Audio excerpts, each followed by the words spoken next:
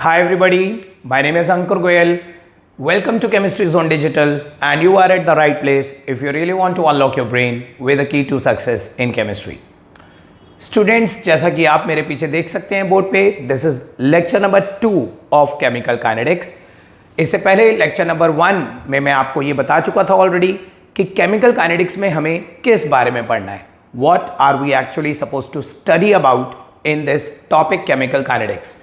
So let me make you first quickly revise the topics of the previous lecture. सबसे पहले मैं आपको एक बार क्विकली रिवीजन दे देता हूं कि हमने लेक्चर नंबर 1 में क्या करा था. देखिए students, in lecture number 1 I told you कि chemical kinetics is that branch of science in which we are suppose to study everything about the reaction rate. हमें इस चैप्टर में ये समझना है कि what is the meaning of rate of reaction. Rate of reaction word का मतलब क्या होता है, रेट ऑफ रिएक्शन को एक्सप्रेस कैसे करा जाता है, रेट ऑफ रिएक्शन कितने टाइप्स का होता है and what are the factors that effects the rate of reaction.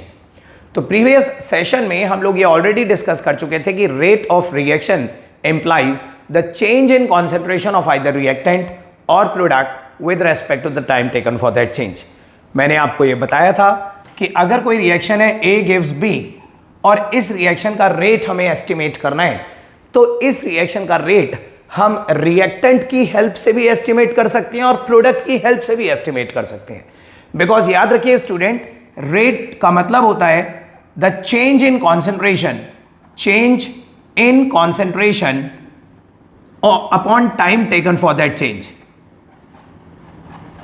और क्योंकि आपको पता है कि जब एक रिएक्शन होता है तो चेंज इन कॉन्सेंट्रेशन दोनों की अकर करती है. रिएक्टेंट की कंसेंट्रेशन टाइम के साथ साथ डिक्रीज होती है और प्रोडक्ट की कंसेंट्रेशन टाइम के साथ साथ इंक्रीज होती है. तो इसी रिएक्शन का रेट हम ए के खत्म होने की टर्म्स में भी बता सकते हैं और बी के बनने की टर्म्स में भी बता सकते हैं.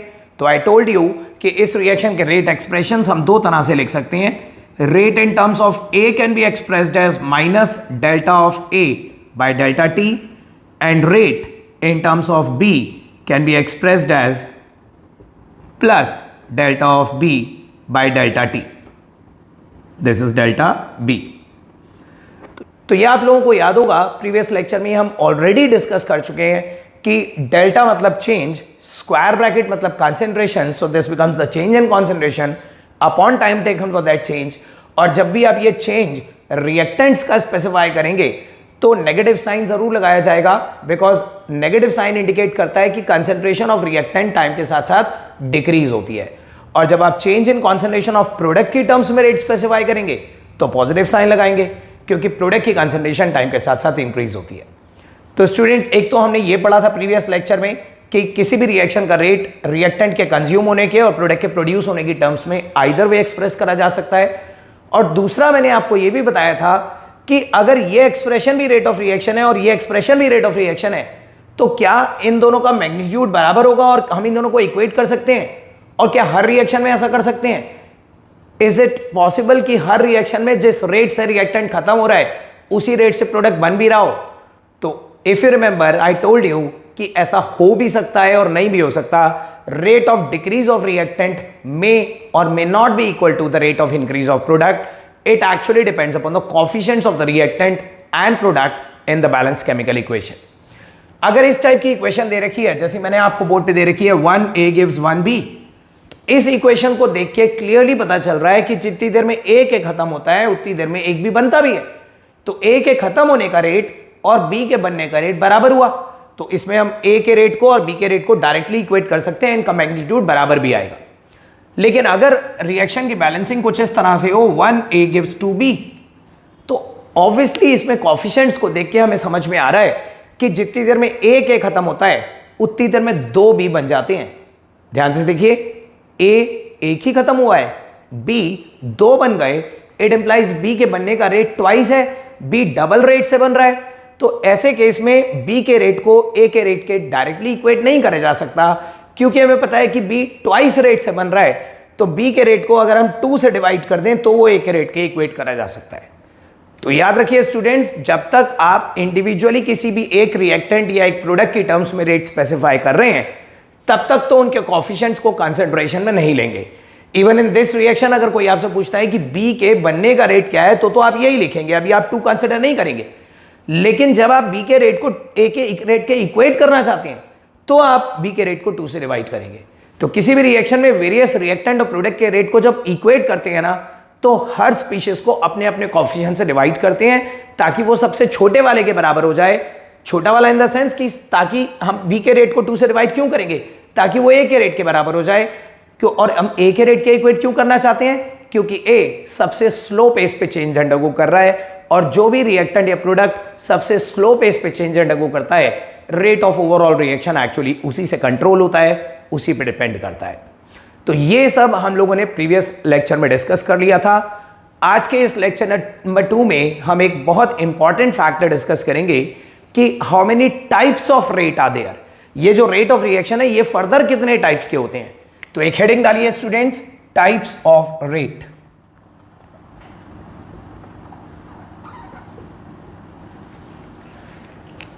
देखिए स्टूडेंट्स, टाइप्स ऑफ रेट का कॉन्सेप्ट समझने के लिए पहले आपको यह समझना होगा कि क्या कोई भी रिएक्शन एक कांस्टेंट रेट से चलता है या उसका रेट हर इंस्टेंट पे बदलता रहता है।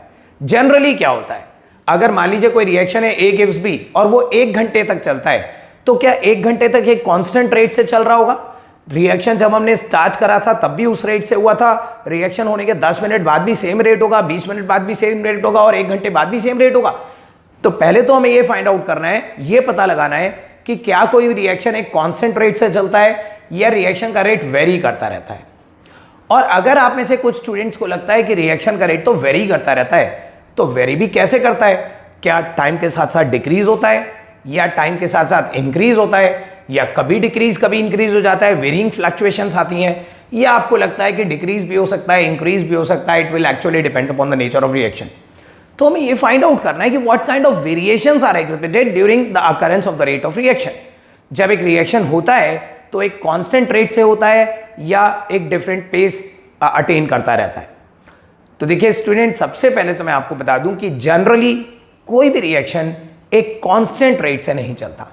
देयर आर सर्टेन एग्जांपल्स जो कांस्टेंट रेट से चलते हैं, हम उन्हें भी डिस्कस करेंगे, बट एक जनरल पैटर्न यह है कि रिएक्शन एक कांस्टेंट रेट से नहीं चलता। रिएक्शन एक रिटार्डिंग पेस के साथ चलता है। रिएक्शन शुरू में जब स्टार्ट करा जाता है तो बहुत ही फास्टर पेस पे स्टार्ट होता है, and with the passage of time उस रिएक्शन की रेट, उस रिएक्शन की स्पीड स्लो होती चली जाती है। तो पहले तो हम ये समझेंगे आज कि रिएक्शन एक कांस्टेंट रेट से क्यों नहीं चलता, रिएक्शन एक रिटार्डिंग पेस से क्यों चलता है, उसका रेट टाइम के साथ साथ धीरे क्यों होता चला जाता है। इसके लिए आपको ये इमेजिन करना होगा कि एक रिएक्शन के टाइम पे होता क्या है। For example, A + B gives C।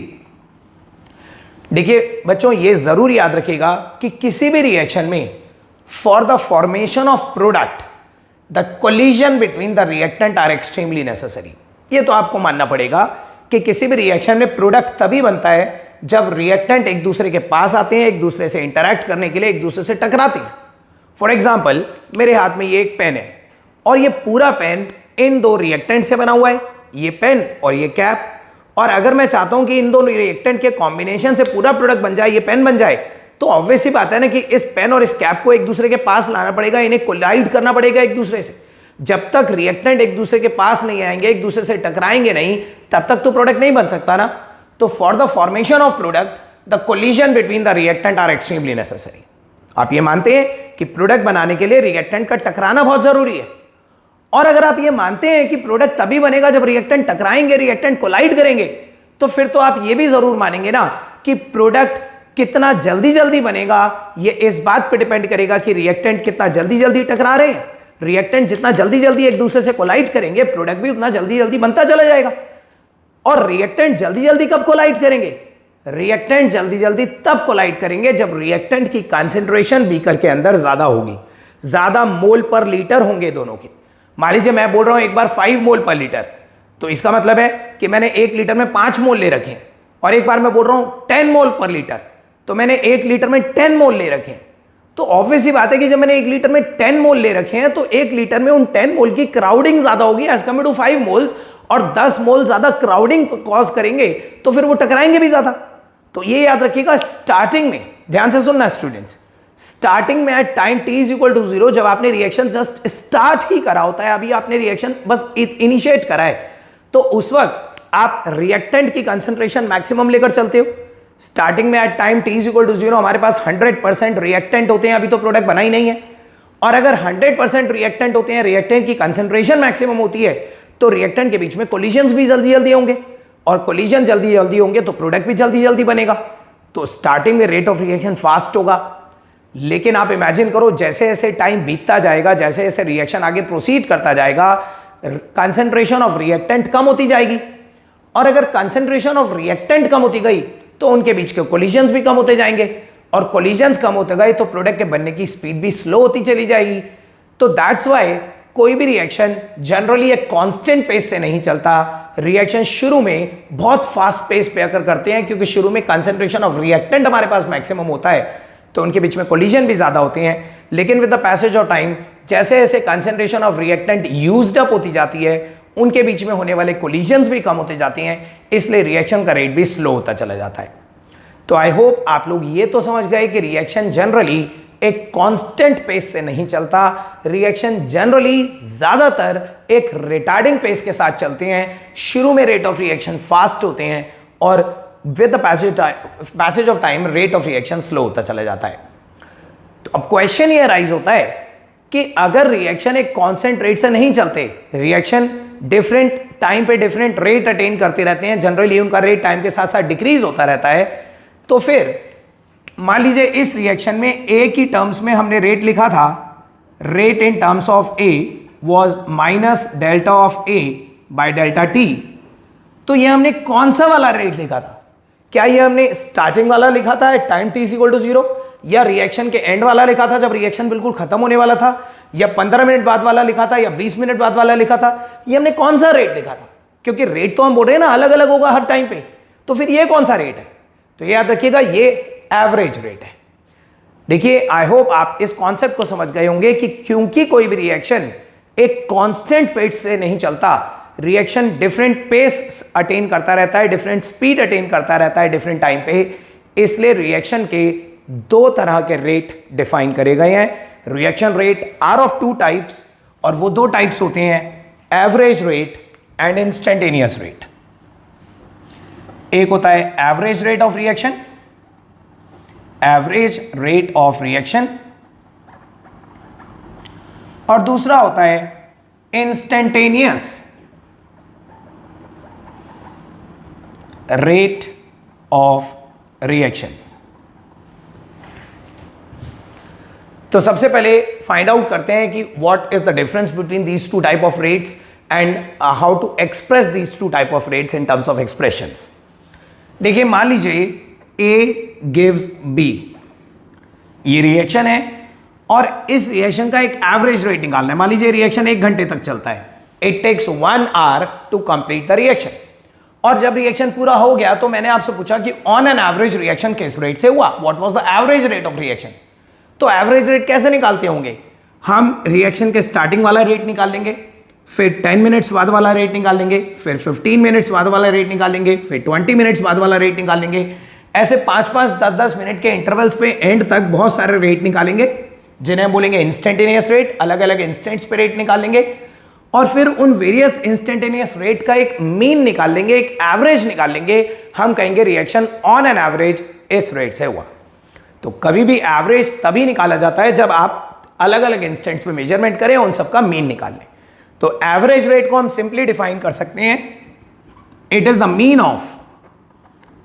Of various instantaneous rates of reaction. It is the mean of various instantaneous rates of reaction. और ये जो आप लिखते थे ना, मान लीजिए A गिव्स B, और मैं एवरेज रेट ऑफ A लिखना चाहता हूं, एवरेज रेट ऑफ A। तो एवरेज रेट ऑफ A का ही एक्सप्रेशन था जो हम लोगों ने प्रीवियस लेक्चर में लिखना सीखा था इन terms of delta of A by delta T। जब भी आप changes in concentration and change in time को डेल्टा से रिप्रेजेंट करेंगे ना स्टूडेंट्स, तो आप समझ लीजिए आप ये एवरेज रेट का एक्सप्रेशन लिख रहे हैं। तो average rate is the mean of various instantaneous rates of a reaction. अब इससे भी इंपॉर्टेंट है इंस्टेंटेनियस रेट। इंस्टेंटेनियस रेट का क्या मतलब है? देखिए एवरेज रेट तो ऑब्वियसली तब निकाला जाएगा जब रिएक्शन पूरा हो गया, at the end of the reaction, after the completion of the reaction कोई आपसे पूछे ऑन एन एवरेज रिएक्शन किस रेट से हुआ, तो आप अलग अलग इंस्टेंट्स पे रेट निकालते हैं और उन सबका मीन रिपोर्ट कर देते हैं। लेकिन इंस्टेंटेनियस रेट रिएक्शन के पूरा होने के बाद नहीं निकाला जाता, रिएक्शन के चलते हुए ही निकाला जाता है। During the occurrence of reaction कोई अचानक से आपसे पूछ ले कि बताइए एग्जैक्टली इस मूवमेंट पे रेट क्या है, या कोई आपसे पूछ ले कि अगर रिएक्शन 1 घंटे तक चलता है तो बताइए 15 मिनट बाद उसका रेट क्या था, एक इंस्टेंट आपको मार्क करके दे दिया जाए कि एग्जैक्टली इस इंस्टेंट पे बताइए रेट क्या था। तो इंस्टेंट पे रेट कैसे मेजर करा जाएगा वो ध्यान से देखिए। इंस्टेंटेनियस रेट, बच्चों ये बहुत ध्यान से देखिएगा because this is very important. Instantaneous rate कैसे एक्सप्रेस करा जाएगा? आपको पता है रेट का मतलब होता है change in concentration upon time taken. अगर मुझे इस पर्टिकुलर इंस्टेंट पे रेट निकालना है तो मुझे इस इंस्टेंट से जस्ट पहले की कंसेंट्रेशन मेजर करनी पड़ेगी, इस इंस्टेंट के इमीडिएटली बाद की कंसेंट्रेशन मेजर करनी पड़ेगी, और यहां से यहां तक होने वाला चेंज इन कॉन्सेंट्रेशन मेजर करूंगा मैं। चेंज इन कॉन्सेंट्रेशन निकालना है ड्यूरिंग दैट पर्टिकुलर इंस्टेंट। और इंस्टेंट तो इतना छोटा होता है ना कि इनिशियल कंसेंट्रेशन और final concentration, the concentration before that instant and the concentration immediately after that instant, उनके बीच में चेंज बहुत नेग्लिजिबल आएगा। आप मानते हो? अगर मैं एग्जैक्टली एक पर्टिकुलर इंस्टेंट पे रेट मेजर करने की बात कर रहा हूं तो मुझे उस इंस्टेंट के ड्यूरेशन में क्या चेंज इन कॉन्सेंट्रेशन हुआ वो पता लगाना होगा। फॉर एग्जाम्पल, अगर मैं आपसे बोलता हूं 30th मिनट पे रिएक्शन के 30वें मिनट पे रिएक्शन का रेट क्या था, तो 30th मिनट के स्टार्टिंग वाली कंसेंट्रेशन और 38 मिनट के एंडिंग वाली कंसेंट्रेशन के बीच में होने वाला चेंज इन कॉन्सेंट्रेशन मेजर करूंगा। और क्या आप मानते हैं कि एक इंस्टेंट इतना छोटा सा होता है कि ड्यूरिंग दैट इंस्टेंट वो चेंज इन कॉन्सेंट्रेशन भी बहुत छोटा होगा, और उस चेंज इन कॉन्सेंट्रेशन को जिस चेंज इन टाइम से मैं डिवाइड करूंगा वो चेंज इन टाइम फ्रेम भी बहुत छोटा होगा। तो बेसिकली इंस्टेंटेनियस रेट का मतलब है हमें एक छोटे से टाइम फ्रेम में होने वाला एक छोटा सा चेंज इन कॉन्सेंट्रेशन मेजर करना है। We are suppose to measure an infinitely small change in concentration in an infinitely small time. और उसके लिए हम क्या करते हैं कि ये जो एवरेज रेट है ना स्टूडेंट्स, मान लीजिए एवरेज रेट है minus delta of A by delta t. इसमें डेल्टा क्या रिप्रेजेंट कर रहा है? Change in concentration upon the change in time. अगर हम इसी एवरेज रेट पे limit delta t tends to 0 apply कर दें, यानी कि limit delta t tends to 0 का मतलब है हम वो चेंज इन कॉन्सेंट्रेशन स्टडी करने की बात कर रहे हैं जो एक नेग्लिजिबल टाइम फ्रेम के अंदर अचीव हुआ है।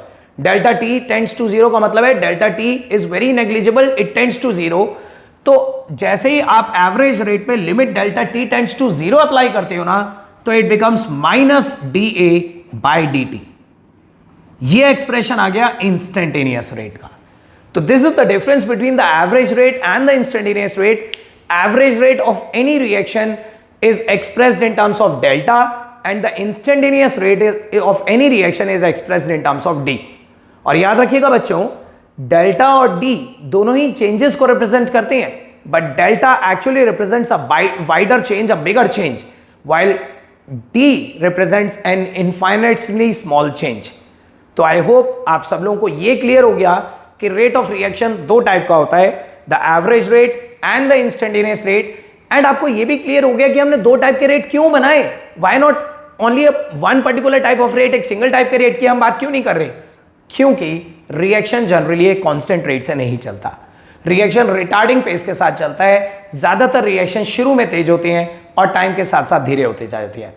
आप खुद सोचिए कि अगर कोई रिएक्शन कांस्टेंट रेट से चल रहा होता या सारे रिएक्शन कांस्टेंट रेट से चलते, जो स्टार्टिंग में रेट होता वही बीच में भी होता वही एंड में भी होता, तो हम एवरेज की बात ही क्यों करते? फिर तो हम किसी भी इंस्टेंट पे रेट निकाल लेते और हर इंस्टेंट का एवरेज भी निकाल लेते तो भी वैल्यू वही आती। तो हमें एवरेज और इंस्टेंटेनियस दो अलग अलग रेट इसीलिए डिफाइन करने पड़ते हैं क्योंकि रिएक्शन जनरली एक कांस्टेंट रेट से नहीं चलता, रिएक्शन एक रिटार्डिंग पेस के साथ चलता है। तो एक बार फिर से फाइनली डेफिनेशन सुनिए। Average rate is the mean of various instantaneous rate of reaction। Average rate is the mean of various instantaneous rates of reaction, while the instantaneous rate may be simply defined as the rate of reaction at a specified time instant. एक specified time आपको दे दिया जाए कि reaction के 15वें minute पे 15th minute पे reaction का rate क्या है, तो ड्यूरिंग दैट 15th मिनट उस ड्यूरेशन में आपको होने वाला चेंज इन कॉन्सेंट्रेशन मेजर करना है। तो instantaneous rate is the rate of reaction at a specific time instant, और average rate is the rate calculated by taking out the mean of various instantaneous rates. ठीक है, और आपको यह समझ में आई गया कि एवरेज रेट में हम चेंजेस को डेल्टा से रिप्रेजेंट करते हैं और इंस्टेंटेनियस रेट में चेंजेस को डी से रिप्रेजेंट करते हैं। So this was the introduction of this chapter students. इस इंट्रोडक्टरी पोर्शन में लेक्चर 1 और लेक्चर 2 में आपको सिर्फ ये सिखाया गया कि रेट ऑफ रिएक्शन का मतलब क्या होता है, रेट ऑफ रिएक्शन को एक्सप्रेस कैसे करा जाता है, और रेट ऑफ रिएक्शन कितने टाइप्स का होता है, उन्हें एक्सप्रेस कैसे करते हैं, इंस्टेंटेनियस को डी की टर्म्स में और एवरेज को डेल्टा की टर्म्स में रिप्रेजेंट करते हैं। अपने नेक्स्ट अपकमिंग वीडियो लेक्चर में students, which is going to be a very very important lecture, lecture number 3 of chemical kinetics, उसमें हम मेन टॉपिक डिस्कस करेंगे। Within that particular lecture I will teach you about the factors that controls the rate of reaction. अभी तक तो हमने बस ये देखा कि रेट ऑफ रिएक्शन कितने टाइप का होता है और उसे एक्सप्रेस करने के तरीके क्या क्या होते हैं, लेकिन अब अगले लेक्चर में हम ये सीखेंगे कि what are the factors that effects the rate of reaction. एक रेट ऑफ रिएक्शन किन किन फैक्टर्स पे डिपेंड करता है, और एक एक फैक्टर को हम डिटेल में स्टडी करेंगे। So till then have a good day, take care, bye.